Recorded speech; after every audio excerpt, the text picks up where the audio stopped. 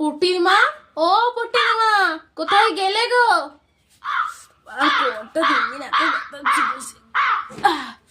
কে?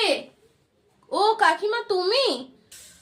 হ্যাঁ রে পুটি, তোর মা কোথায় গেছে? মা আর দিদি বাড়িতে নেই, কালকে মাসিমণির বাড়ি গেছে। তুই সারা রাত একা একা ছিলিস না সাথে অন্য কেউ ছিল? না, তোমার ছেলে ছিল আনাড়ি। কে আবার থাকবে, আমি একাই ছিলাম। তুই এত কালো, আর তোর দিদিটাকে দেখ কত ফর্সা। তোকে বিয়ে কেউ করবে না, তোর বিয়ে হবে না। তোকে বিয়ে দিতে গেলে তোর মাকে অনেক বেগ পেতে হবে, বুঝলে কি কাকিমা? আমি যখন হই না, মা তখন আলকাদরা খেত, আর দিদি যখন হয় তখন মা ফেয়ার লাভলি। তাই দিদি এত ফর্সা আর আমি এত কালো।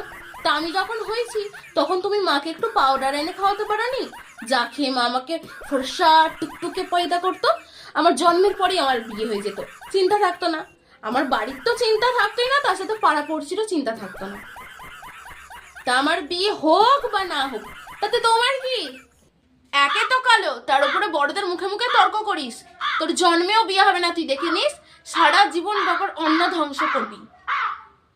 তুমি নেবে আমার অন্নের দায়িত্ব, নেবে তুমি? চলো চলো চলো, আজকে তোমার সাথে যাই, চলো। বয়ে গেছে তোর মতন বাজে মেয়েকে আমাদের বাড়ি নিয়ে যেতে। রাতে একা একা ছিল না সাথে কেউ ছিল সব আমার জানা আছে। অন্যের মেয়ের দিকে নজর না দিয়ে না নিজের মেয়েকে দেখো। 10-12টা ছেলের সাথে লটর পটর করছে। তুমি কি ভাবো কেউ জানে না? দেখবে যার সাথে বিয়ে ঠিক করবে তার বাবাকে নিয়েই পালিয়ে গেছে। তাই নিজের মেয়ের দিকে নজর দাও, লোকের দিকে না। এই রে, আমি না দুধ বসিয়ে রেখে এসছি, আমি আসছি। হ্যাঁ আমি আসছি।